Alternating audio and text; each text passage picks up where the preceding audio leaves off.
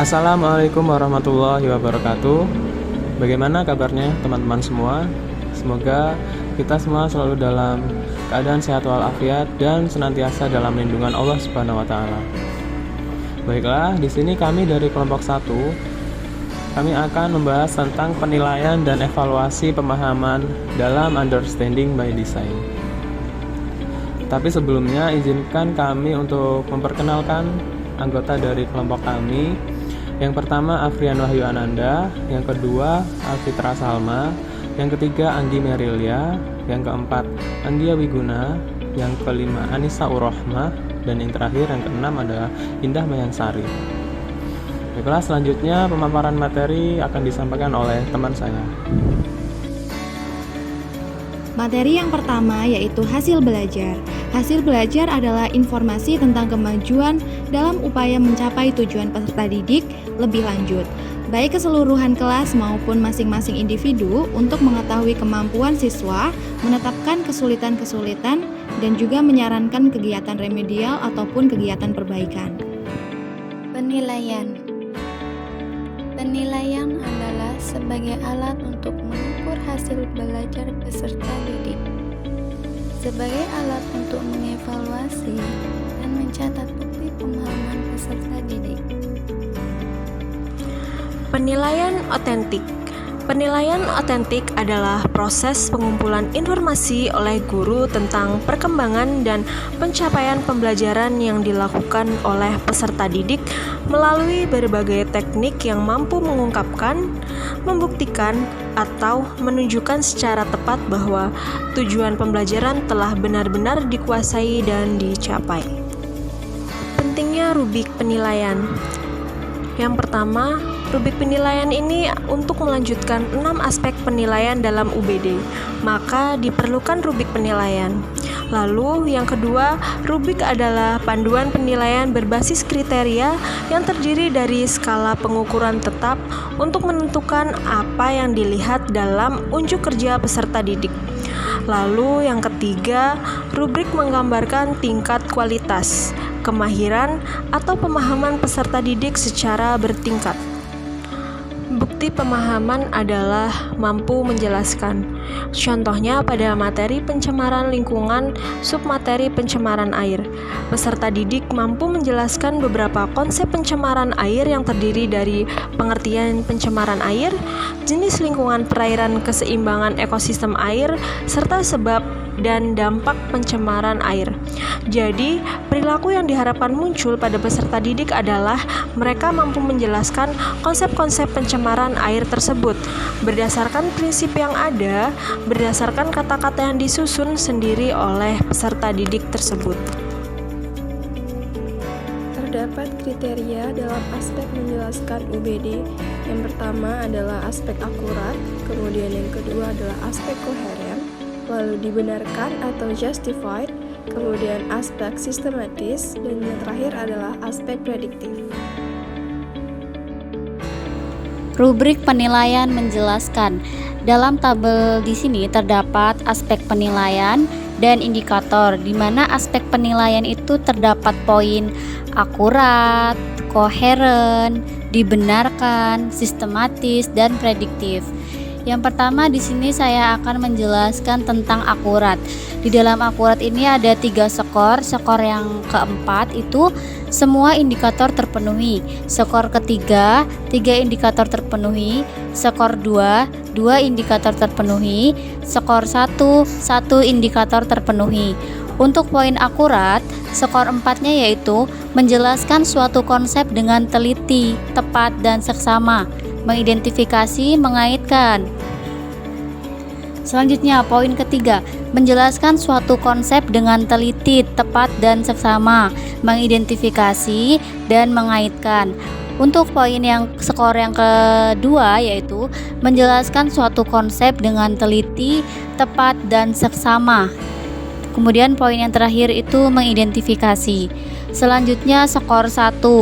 Skor 1 dalam akurat ini menjelaskan suatu konsep dengan teliti, tepat, dan seksama. Selanjutnya untuk aspek penilaian dalam bidang koheren, yaitu poin 4-nya, skor 4, mampu menjelaskan pengetahuan secara berkesinambungan menggunakan struktur bahasa yang urut dan dapat mengaitkan konsep yang dipelajari dengan konteks kehidupan sehari-hari. Untuk poin skor 3-nya yaitu mampu menjelaskan pengetahuannya dengan minimal 2 dari 3 indikator terpenuhi. Untuk skor indikator 2-nya bagian koheren yaitu mampu menjelaskan pengetahuannya dengan minimal 1 dari 3 indikator terpenuhi. Untuk skor 1-nya tidak mampu mengaitkan konsep yang dipelajari dengan konteks kehidupan sehari-hari, menjelaskan pengetahuannya secara berkesinambungan dan menggunakan struktur bahasa yang urut. Selanjutnya ada aspek penilaian dibenarkan. Di sini mencakup indikatornya, ada indikator skor 4, 3, 2, 1. Untuk skor 4-nya yaitu mampu mengungkapkan pengetahuan yang dimiliki berdasarkan pendapat sendiri secara terperinci dan dapat membuktikan pengetahuan benar dan berdasarkan literatur. Skor 3-nya yaitu mampu mengungkapkan pengetahuan yang dimiliki berdasarkan pendapat sendiri secara rinci dan namun tidak dapat membuktikan pengetahuannya benar berdasarkan literatur. Untuk skor 2 indikator dibenarkan yaitu mampu mengungkapkan pengetahuan yang dimiliki berdasarkan pendapat sendiri, tidak secara rinci, dan tidak dapat membuktikan pengetahuannya benar berdasarkan literatur. Selanjutnya untuk indikator skor 1 poin dibenarkan yaitu tidak mampu mengungkapkan pengetahuan yang dimiliki berdasar pendapat sendiri secara rinci dan dapat membuktikan pengetahuannya benar berdasarkan literatur. Selanjutnya yaitu aspek penilaian dalam bidang sistematis.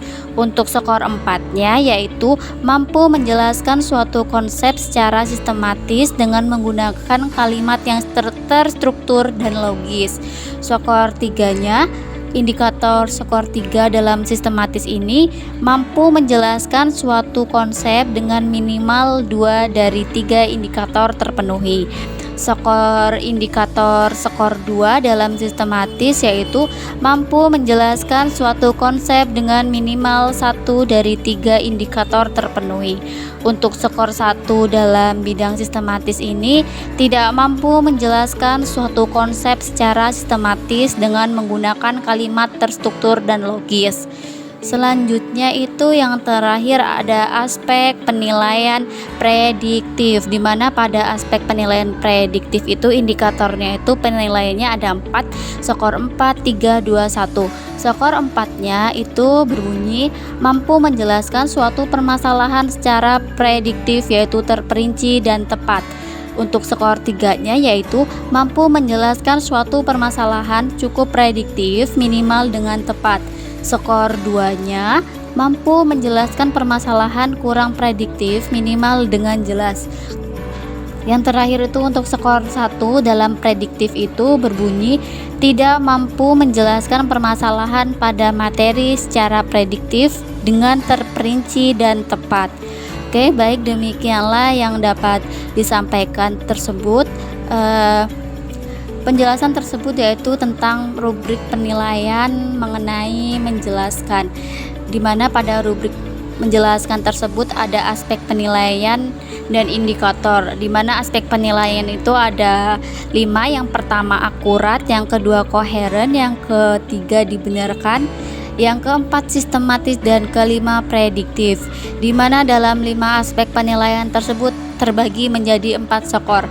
Skor 1, skor 2, skor 3, dan skor 4 yang sudah dibacakan kriterianya. Baik, itu tadi penjelasan video dari kelompok kami tentang penilaian dan evaluasi pemahaman dalam Understanding by Design. Kami ucapkan terima kasih kepada teman-teman yang sudah menonton pada video kali ini. Dan terakhir kami ucapkan wassalamualaikum warahmatullahi wabarakatuh.